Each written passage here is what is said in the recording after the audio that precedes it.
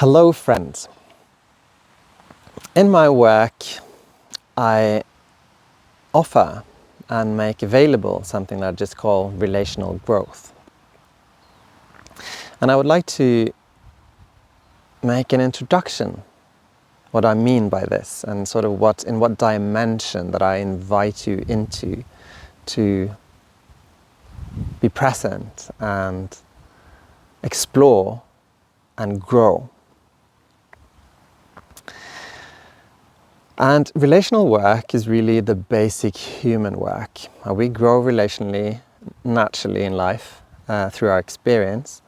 When we're children, we're the most immature, and then we mature as we experience. And what do we experience? We experience ourselves, like our inner worlds. We learn to discern our emotions, our responses to emotions, our habits, habitual ways of responding, and we learn how we react to others.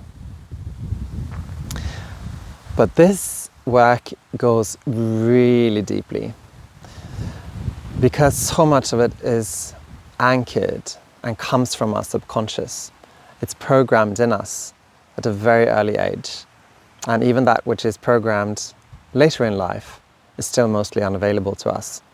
So becoming aware and growing in the relational self is really important. And when it comes to quality of life, of having a good life, of being happy, this is where it's at. This is where my life gets better. Because we're social animals. So when we improve and grow in our ability to relate to others, and also to ourselves, really, everything gets easier. There is less misunderstanding and conflict, there is less judgment inwardly and outwardly, there is less reaction in general, and things process through the system, through the body, through the emotions much more quickly. Because the crux of this is that stuff gets stuck in us. We have an experience and it doesn't move through us. This is what programming truly is. It's something that touches us, it impacts us, and then it stays. And then it controls or influences how we feel about things and how we relate to things and how we relate to others. So, if there's just one dimension to explore, this is the one.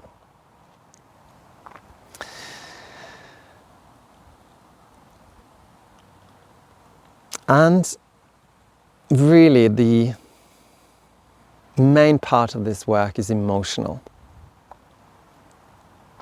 Because as animals, as humans, so much of our experience is filtered through our emotions. And even if we believe ourselves to not be very emotional, or, which is especially the case for men, feeling or thinking rather, that I'm not really ruled or influenced by emotions. Think again, as they say. Because emotions are there all the time. They're our main way of navigating the relational world, navigating life.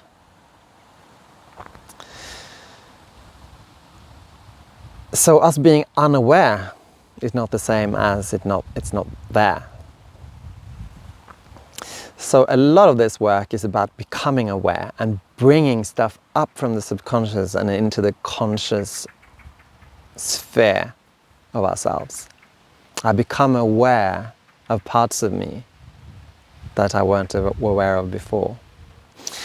And actually doing relational work or working with the emotional dimension is really easy because it's always there. It's always available. If I'm interested, if I'm looking for it, if I'm listening, both inwardly to myself, but also to other people, it's really key to having good emotions and understanding what is going on in other people is to listen to their emotions, not to what they say. I'll get back to this.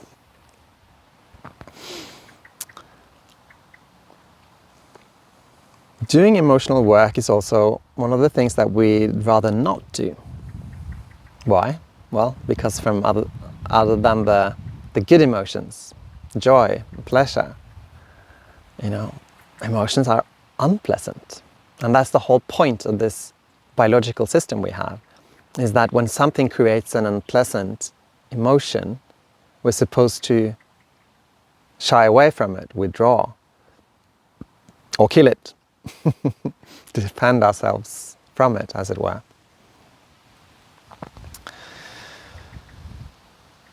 But this is biology. This is about survival in nature.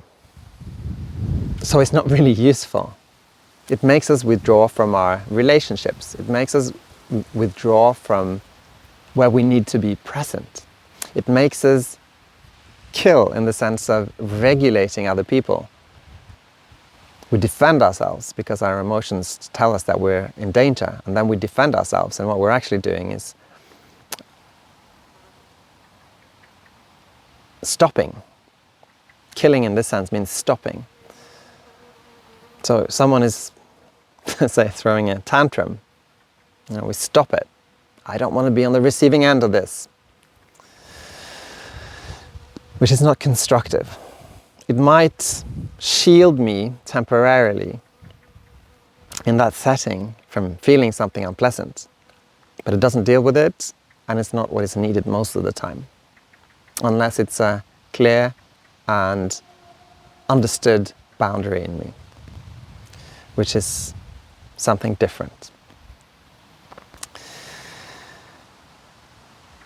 And the most central part of doing this work is to become aware of what is generally just termed as resistance. Resistance is a word that refers to any sort of no in me. And I don't mean the healthy boundary no. That is something different. Resistance is I don't like this. I don't want this. I don't want to be part of this. I'd rather not do this. Or I have to do this, but I don't want to. I'll do it anyway. And I will be there doing whatever is going on, but from a place of I'd rather not be here. Which is the opposite of empowerment, by the way. I invite you to have a look at that video. Resistance is me not feeling my emotions fully, not feeling the emotional charge that is happening completely. So most of what is going on is unconscious for me. It is just sort of like a vague, no, thank you. Or an immediate, even sometimes explosive no, from a place of anger, but still resistance. And resistance means that we are not able to stay present and aware of what's going on inside of us, and then not in others either. So the exploration of resistance in itself is really important, because when I feel something like that, to really be curious and interested in what emotion is it? Is it fear? Is it anger, which usually is fear? Is it sorrow? Disgust? What is it? And I'm using sort of like the basic emotions here, because a thing like fear, it can be branched into all kinds of subtle or intense forms of fear, but it's still fear, so it makes it much easier to navigate. This is the invitation in this sort of work, is to not make it complicated, make it easy. If I'm feeling slightly anxious, apprehensive, call it fear. If I'm feeling annoyance or irritability, call it anger. It makes it much more available to have a look, to understand what is really going on.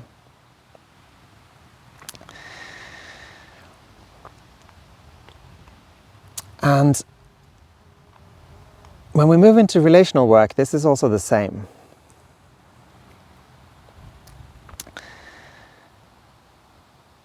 in my dealings with myself and with other people, what emotion is present? If I can do this in any situation, I'm halfway there already. Because when I know what emotion is moving in me, I can take that seriously and check in with myself. Does it come with good reason? Is something going on here that is truly dangerous? And I mean socially, hopefully not physically. If I feel fear, I can follow that fear backwards and begin the discovery process of why I feel fear. Why does my body tense up with this person? It may be something about that person, but at least partially it has something to do with you. And this is really important when we go into the relational work, which is all about others. Because if something is going on, if something is triggered, if there is some sort of friction, and this word is the one I use most of the time, friction, because it doesn't really point to anything in particular. It's just like something here is rubbing against something else. And when that happens in a relationship, in relations, in friendships, in family, in working relationships, it's a dance. It's always two people, or more for that matter, that's when it gets really complicated and a different conversation than this one.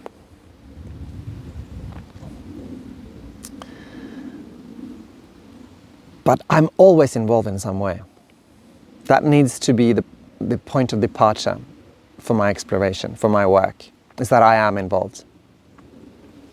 If I'm experiencing the friction, there is something in me to look at.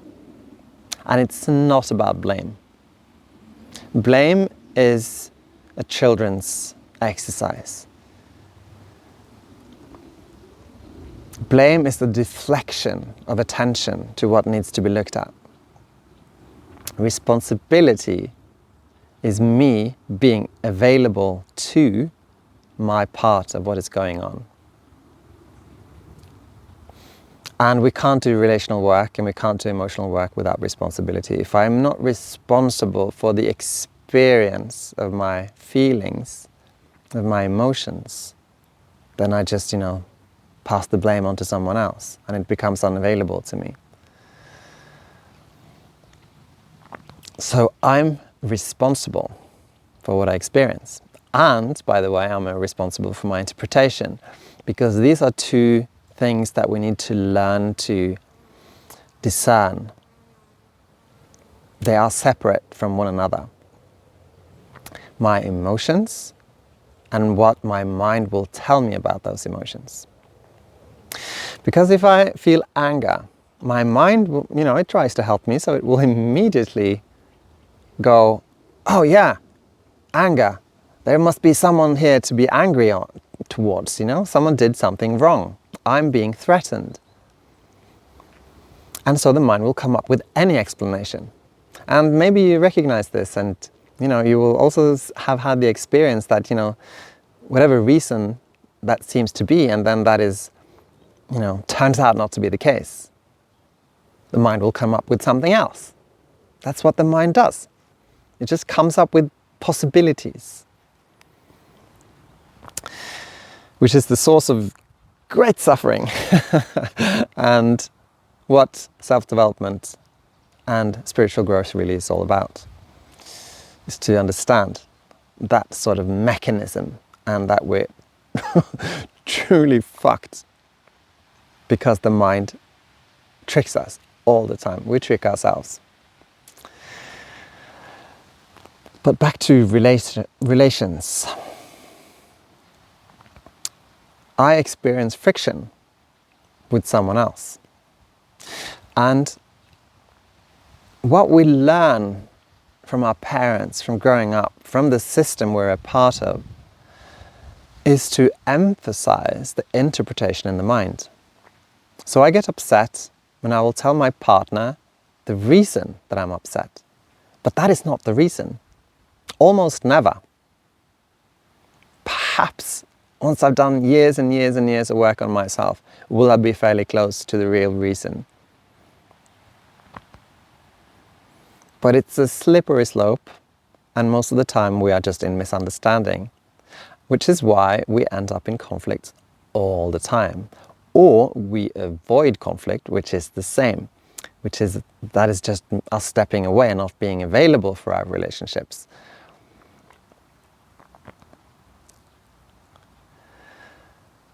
But when I share my interpretation, you did this and that is wrong. Or, I've experienced this in my life and I've had it. I'm not going to be part of this. It should have been different. The thing should have been placed there. Why? Blah, blah, blah, blah, blah. These are our interpretations. And this is most of our relational talk. It comes from opinion. Opinion and interpretation are the same, which is why us humans disagree all the time, because we have different opinions. Our minds construct opinion, subjective truth, onto the world, and then we end up in competition about these truths. And so in a relationship, I'm sure you've had this and see this in other people also. Two people disagreeing about, call it facts. What truly happened, And in a fight, it becomes a fight about what really happened. You did this, you did that, and I did this, and it's all just opinion. And it usually doesn't go anywhere unless it reaches that point where both people just give up, which is sort of the point of conflict actually, is to reach that point and to see the pointlessness of it and step back into something more constructive. And this is also the work of diplomacy. It is to approach conflict from a place of what do we do about it, rather than just perpetuating it. Because relationally, what we tend to do through this mechanism in ourselves is to just perpetuate. We perpetuate our misunderstandings, we perpetuate our habits, we perpetuate relationship habits. And if you've been in a long-term relationship, or especially with family who you've had your whole life, most of the time no one truly listens to one another, because we, in a way know already what the other person is saying. So we can end up in fights with our partners also, or parents or children, from a place of habit. Because this is what you always say anyway. This is what always happens. This is what you really mean. It's just habit. Which is why this work is so challenging, because we have to step away from how we normally operate, which is almost impossible for us humans. But it's so interesting, and it's such a good feeling when it begins to change and our lives begin to change as a result.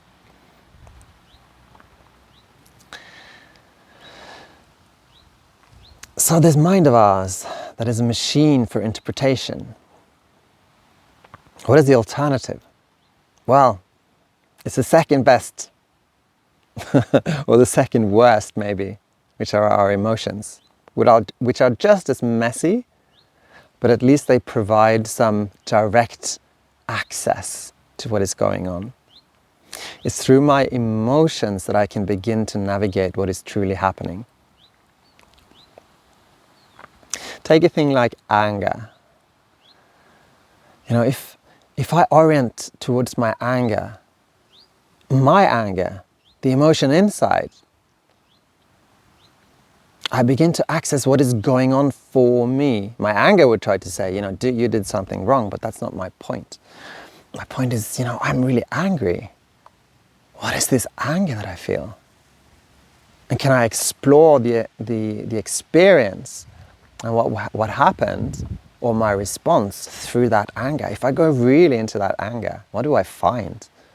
And I probably will find another emotion, maybe fear, lack of control, lack of belonging, fear of losing someone, myself, losing love. It's huge. I don't have time to go into the details. This is just like a really simplified and short overview. But then I can begin both to explore, and I can begin to explore with the other. I feel so much anger here. This is what I experience right now. And that gives the other person relevant information. Oh, you're angry. Because what we often say is that, no, I'm not really angry. I'm a little bit annoyed, but now I'm going to tell you, you know. But if I say, I'm furious at the moment, maybe that fury needs to be taken care of. Maybe I need to remove myself for a few minutes. Do some breathing. Maybe finally it's time for some honesty, true honesty. Who knows? But I'm giving my partner, the other person that I'm in relation with, a bit more valuable information, provided that they are available for emotions. Because this brings me to the second challenge with this work, is that what I mentioned initially, we don't really want to feel it. So if I have a partner who says, I'm furious, chances are that I don't want to be available for that fury. I don't want to touch it. Why? Because I can't handle it in myself. I don't have the capacity. I don't know those emotions in myself. Because most of us will have some emotions that are dangerous, scary, unavailable. Sometimes it's something we just judge. We judge people who are angry because I don't have much anger. I'm rarely angry. Thing is, if we judge something, if we look down on it and say it's not relevant, it's just because it's repressed in us. If I'm truly emotionally mature and available for every single emotional expression in myself, I can be that for other people also. I'm not afraid of it. So I can be present and contain and journey with someone else's fury, for example, or deep fear, anxiety, which is another feeling that we're very afraid of in others because we're afraid of it in ourselves. Can I be present with someone who's deeply fearful in the moment, stressing out and dissociating?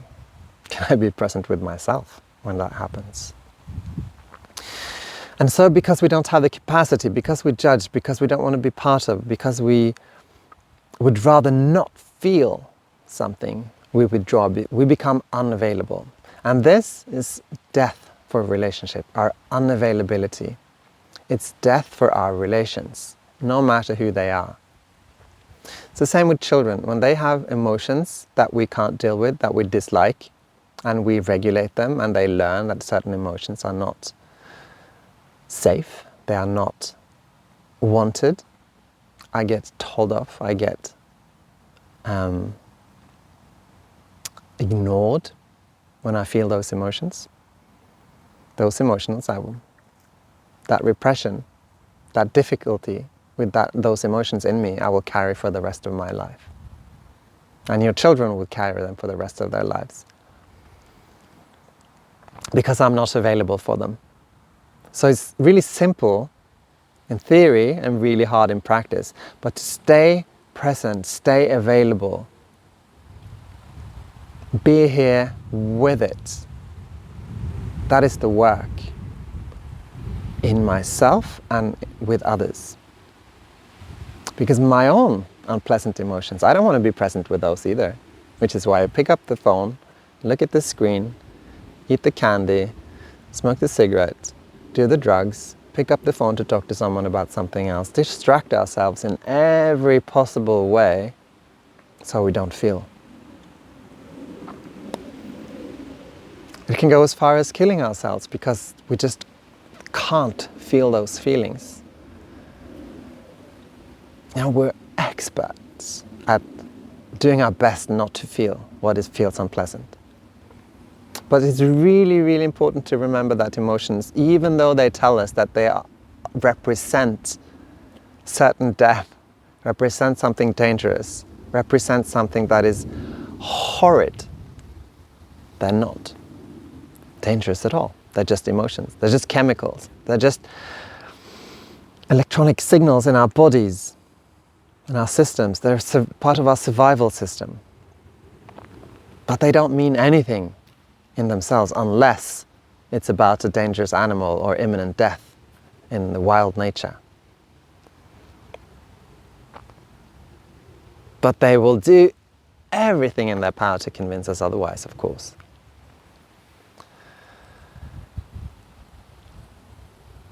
But we all long to be held and to be accepted in our emotions. And this is where our relations get healed, and this is where we become human, and where our lives become beautiful and less complicated and more immediate, more honest, more transparent. It's to become available, and I need to become available to myself first, my own emotions, and then from there be available to others. To remain when everything in me wants to get away, when I want to shut off either my awareness or my body. You try to talk to someone and they just can't hear it. I need to bring up something that happened, something that was difficult for me, and the other person will just either change the subject or go mute, and you don't get a response, or make an excuse to remove themselves. This is one of our great frustrations, and it stems from our childhood. And until that is relearned and healed and understood, it will continue. And we all long for the other to be there. And everyone longs for us to be there for them. So when we learn to do this, it's so easy. I will not be rocked by someone's emotions or my own. I can remain present, but available and connected. Because I also need to be completely curious and open and in exploration of the ways that I disconnect. And how I do this in subtle ways. Even if I'm convinced that I'm connected, a part of me is probably disconnected. And that's okay. I mean, everything that I'm talking about here is natural, it's normal, it's what we all do. But it's our greatest enemy for a good life. So I have to do this work, if only for me and those I love. And doing it also, it changes the world. If everyone was doing this, everything would look completely different.